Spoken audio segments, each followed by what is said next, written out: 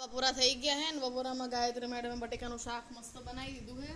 રોટલી બનાવી રોટલી શામ થઈ એનું કારણ હે કે હે ને બાજરીના ગારામાં દરી નાખી ને જણ બાજરીનો રોટલો ખાતા હોય ઘઉંની રોટલી ખાતી બે મિક્સ ખાતા હોય ને એવું લાગે ઘઉંનો ટેસ્ટ જ નહીં આવતો અને બબુને હું નથી બોલાવતી કારણ કે એ જમવા નથી બેસતી ને એટલા માટે ઓકે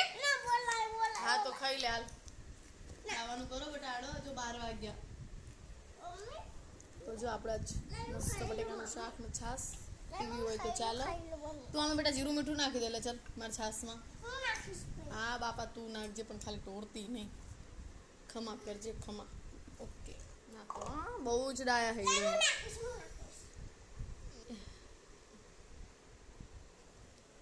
તો ચલો ખાઈ લઈએ તમે લોકો શું બનાવ્યું છે એ કમેન્ટ કરી દો આજ અને અમે તો જો બટેકાનું શાક રોટલી બનાવી હાથ તો બીજું કશું બનાવ્યું નથી કેરી બેરી બધું પતી ગયું કેરી મંગાવી હવે બીજી શું બેટું આવી રહ્યું ને તને જ ખવડાવીશ પહેલાં ઓકે તો ચલો કઈ જમી લઈએ તમારે જમવાનું બાકી તમે જમી લો મળીએ બીજા મિની બ્લોગમાં બાય